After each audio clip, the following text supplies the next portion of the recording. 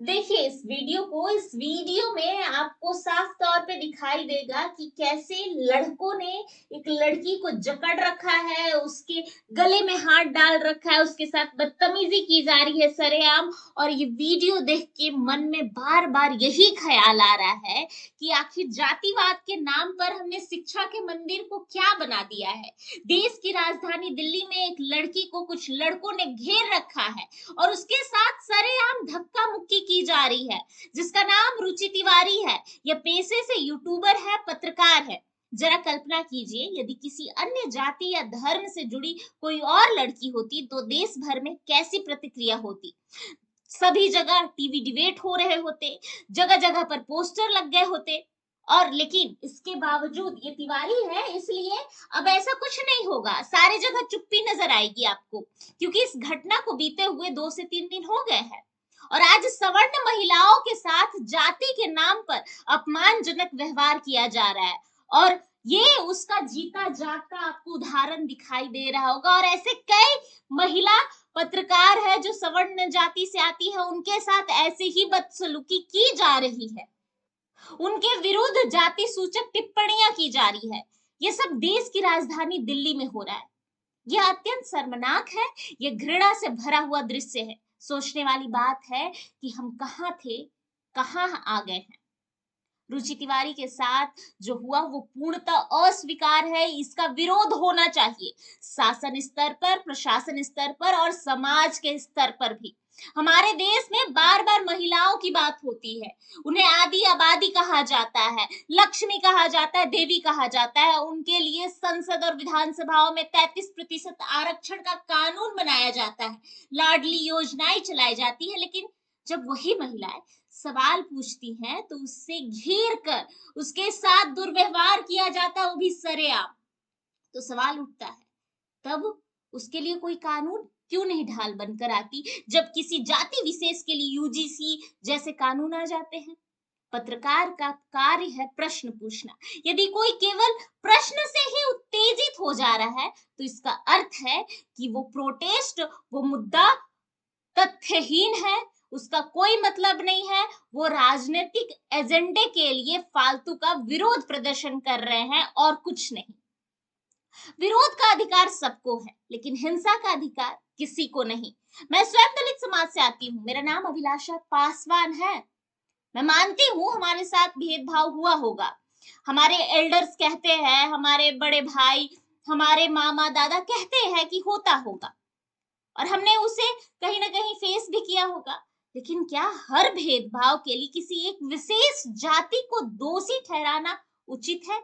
क्योंकि आज जब मैं ग्राउंड पर जाती हूँ, मैं रिपोर्टिंग करती हूँ, तो मैं देखती हूँ कि सबसे ज्यादा ओबीसी वर्ग के लोगों ने जो है दलितों पर सबसे ज्यादा अत्याचार किया है। मैं बिहार से हूँ, मैं आपको बिहार की बात बताऊंगी।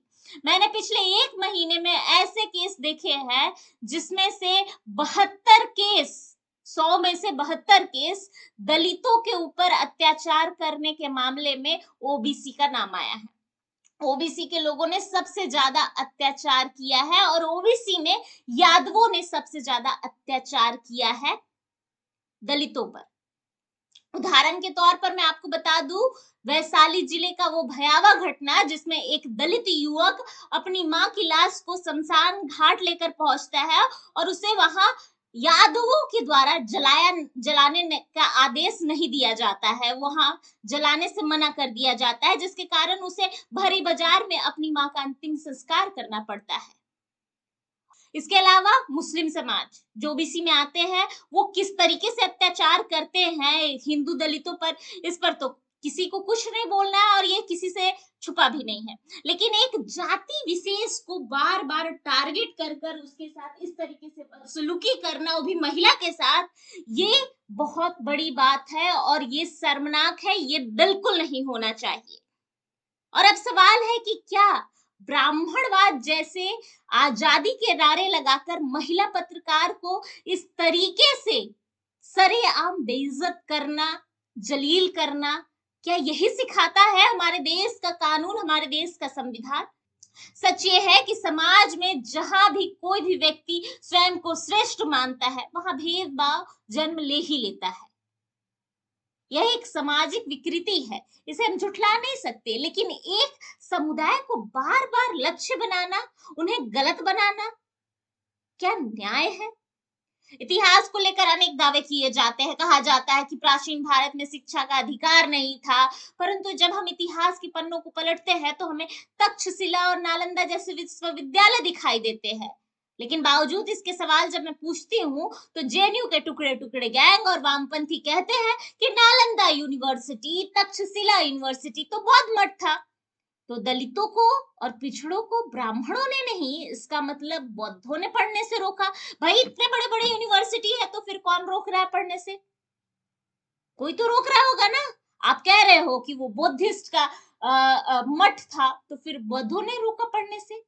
तो फिर ब्राह्मणों को टारगेट क्यों किया जा रहा है? और हाँ, मैं इतिहास को देखती हूँ तो मुझे कुछ ऐसा प्रमाण, ठोस प्रमाण नहीं दिखाई देता जिसमें सिद्ध हो कि एक विशेष जाति ने व्यवस्थित रूप से सबको शिक्षा से वंचित रखा हो।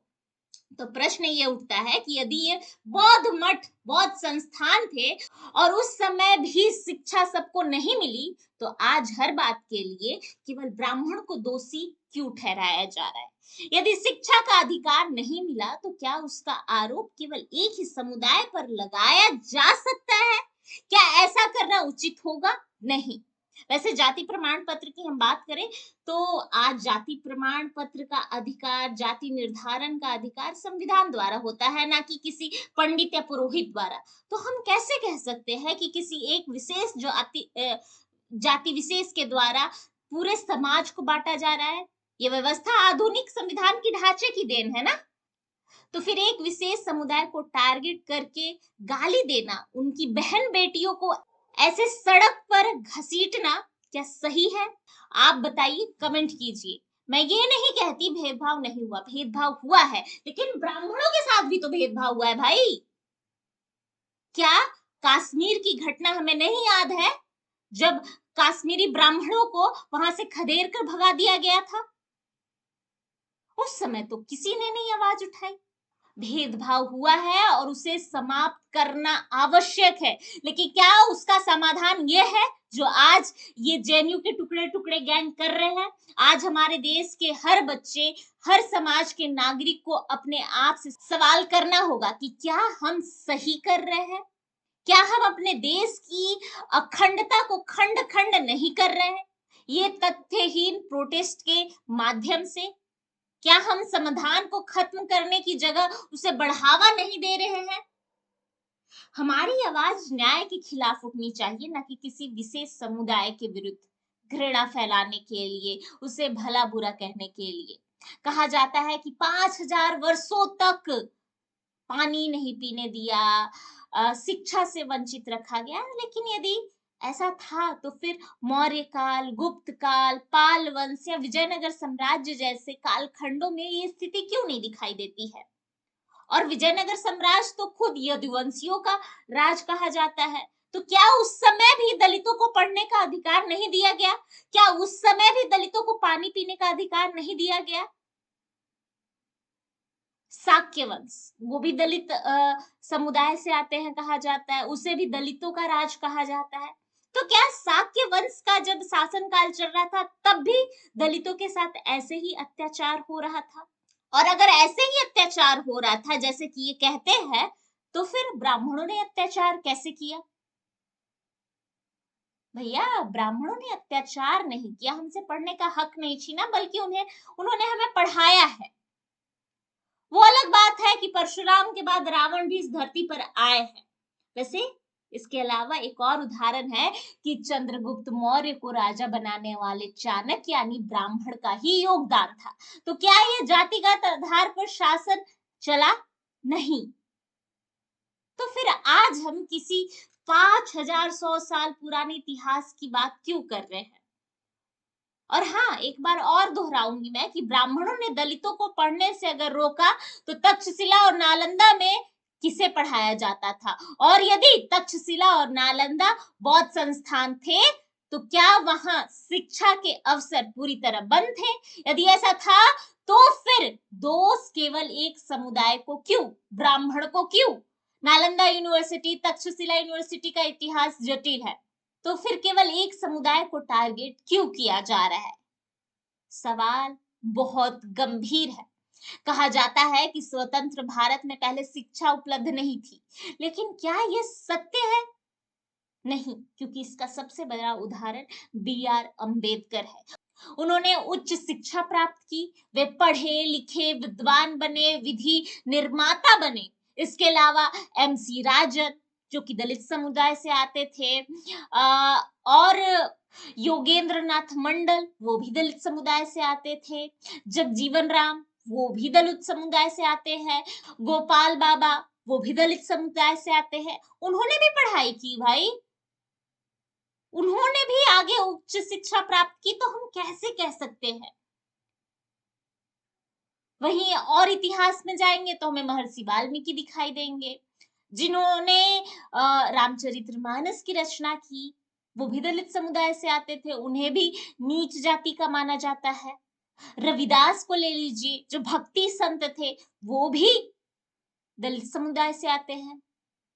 तो यह सब सिद्ध होता है इस सब से कि शिक्षा और ज्ञान के द्वार कभी बंद थे ही नहीं हमारे सनातन संस्कृति में, क्योंकि भारत में कोई जाति व्यवस्था थी ही नहीं, बल्कि वर्ण व्यवस्था थी। लेकिन बावजूद इसके वामपंथी नहीं मानते हैं। वामपंथी इस तरीके का प्रोटेस्ट करके हमारी देश की महिलाओं की इज्जत को तार तार करते हैं।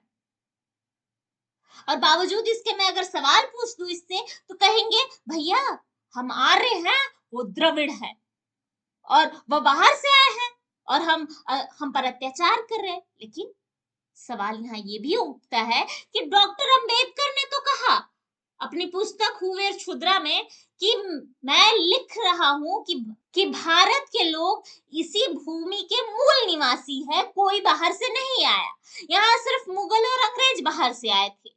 लेकिन वामपंथी से नहीं मानेंगे, वो कहेंगे उस विदेशी, जो वो विदेशी आदमी था ना लेखक, वो लिख कर गया था कि नहीं बाहर से ब्राह्मण आए हैं, तो हम उसका बात मानेंगे। तो भाई इसका मतलब है कि तुम बाबा साहब अम्बेडकर को मानते ही नहीं हो, उनकी कही बातों को सुनते ही नहीं हो, उनका लिखा पढ़ते ही नहीं हो, तुम बस भारत की अखंडता को खंड खंड कर रहे हो, और जो खंड खंड करना चाहता था उसको पढ़कर अपनी बातों को कह रहे हो राजनीति रोटी सेकने के लिए। और अगर ऐसा नहीं है तो तुम बताओ कि तुम किस अंबेडकर को मानते हो, क्योंकि जिस अंबेडकर ने लिख कर कहा है कि भैया इस देश में किसी को जाति विशेष के द्वारा टारगेट नहीं करना है, क्या तुम उसको टारगेट नहीं कर रहे? क्या तुम उसके साथ भेदभाव नहीं कर रहे हैं?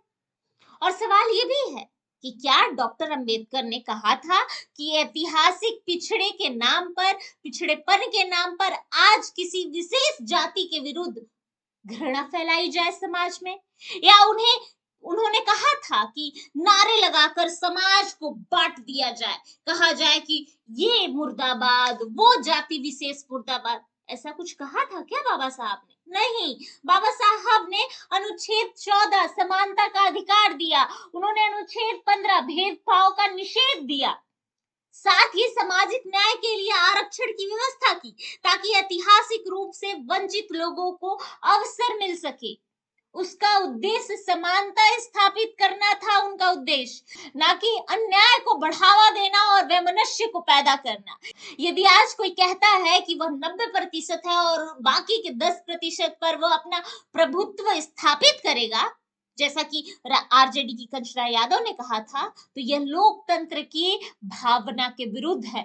लोकतंत्र संख्या की शक्ति से चलता है, लेकिन न्याय और नीति से संचालित भी होता है। चुनाव परिणाम में भी यह सिद्ध हुआ कि जनता जातिगत नफरत की राजनीति नहीं चाहती है कंचना यादव जी। इसलिए आरजेडी बिहार में हार गई, क्योंकि जनता सही और गलत का अंतर समझती है। आज आवश्यकता इस बात की है कि भेदभाव को समाप्त करें, ना कि किसी राजनेता की बातों में आकर अपने भाई भाई में लड़ाई करे, और न उसे नए रूप में पुनर्जीवित करे। किसी भी प्रकार की असमानता गलत है, लेकिन किसी विशेष समुदाय को सामूहिक रूप से दोषी ठहराना वह भी उतना ही गलत है। भारत संविधान से चलता है, यहाँ सभी नागरिकों को समान अधिकार प्राप्त है। समानता का अधिकार हमें डॉक्टर अंबेडकर ने दिया। तो अब प्रश्न ये है कि क्या हम उस समानता को मजबूत करना चाहते हैं या उसे नारेबाजी और वैमनस्य में खो देना चाहते हैं? क्या यह एक सरल प्रश्न नहीं है? सोचिए और गंभीरता से सोचिए और विचार कीजिए। आज आवश्यकता है कि हम हर प्रकार के भेदभाव का विरोध करें, चाहे वो किसी भी जाति विशेष के साथ हो, किसी भी वर्ण या समुदाय के साथ हो। ना किसी के साथ अन्याय स्वीकार है और ना किसी के विरुद्ध नफरत स्वीकार है। शिक्षा का परिसर राजनीति की भीड़ तंत्र का अखाड़ा नहीं है बनना चाहिए। विश्वविद्यालय विचारों का स्थान है, हिंसा का नहीं। सोचिए, विचार कीजिए, क्या हम सच में समानता चाहते हैं या केवल नारे लगाना चाहते हैं? भारत का भविष्य तभी सुरक्षित होगा जब हर नागरिक सुरक्षित होगा, हर महिला सुरक्षित होगी। ना कि इस तरीके से भेदभाव करके किसी एक जाति विशेष को टारगेट कर कर उसके साथ इस तरीके की हरकत से तो हमारा देश कभी आगे नहीं बढ़ पाएगा। और हमें पर राज करने वाले फिर से हमें खंड खंड करके, हमें जाति में बांट कर, काले गोरे में बांट कर हमारे पर फिर से राज करने लगेंगे।